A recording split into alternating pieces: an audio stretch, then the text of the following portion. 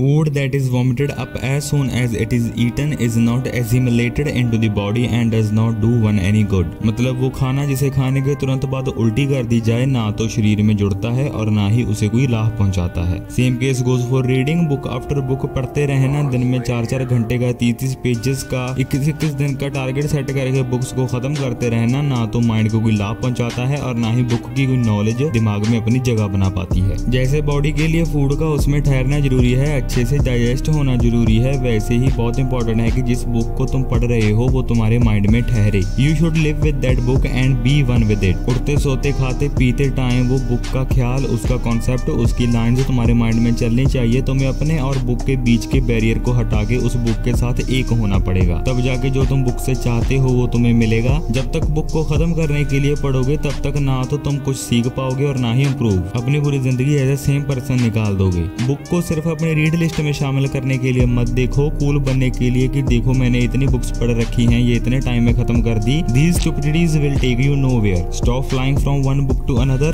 Start to live with it, spend time with it, hold the idea, get inside of it, touch the deepest point of the book. Then what you wish from your reading that will find a place in your mind. Just reading after reading after reading does no good to anyone. You will get nothing from it and going to be the same person for all of your life. To read rightly तुम्हें book के साथ उसकी knowledge, उसके concept के साथ time spend करना होगा। इसके अलावा और जो एक डीपेस्ट रूल है वो है कि don't read the book, read the author. अगर कोई बुक अच्छी लगी तो उसके बाद और किसी ऑथर की और कोई बुक पे जंप करने से अच्छा है पिछली बुक के ऑथर की और राइटिंग्स को देखो, उसकी लाइफ, उसका वे ऑफ थिंकिंग, उसकी फिलॉसफी को रीड करो। It will going to change not just your life but your beliefs, brain patterns, your structures, your neurons, everything, your emotions, your reactions, just all of you. Philosopher says कि author के साथ जान पहचान बनाओ, उसकी books के through उसको समझो, उसकी राइटिंग्स अपने आप तुम्हारे माइंड में पहुंच जाएंगी। बट इसके उलट जो एक ऑथर की एक बुक को खत्म करके किसी दूसरे पे फ्लाई कर जाते हैं वो एक्चुअल नॉलेज तक तो कभी पहुंच ही नहीं पाते। उन्हें लगता है कि वो कुछ सीख रहे हैं बट अंडरनीथ वो बिल्कुल वैसे ही रह जाते हैं जैसे वो बुक पढ़ने से पहले थे। They never reach the light. This is the way of a stoic philosophers to read in a right manner and this is not easy for people like us but if you wish to gain the real knowledge then this is the path. एक ही author की writings को read करने का concept चाहे बाद में पकड़ लेना बट जो चीज हमने अभी लेके आनी है वो है कि बुक के साथ टाइम स्पेंड करना, उसको खत्म करने के लिए नहीं बल्कि समझने के लिए पढ़ना, कूल दिखने के लिए नहीं, इंप्रूव करने के लिए पढ़ना, टारगेट अचीव करने के लिए नहीं, नॉलेज अचीव करने के लिए पढ़ना।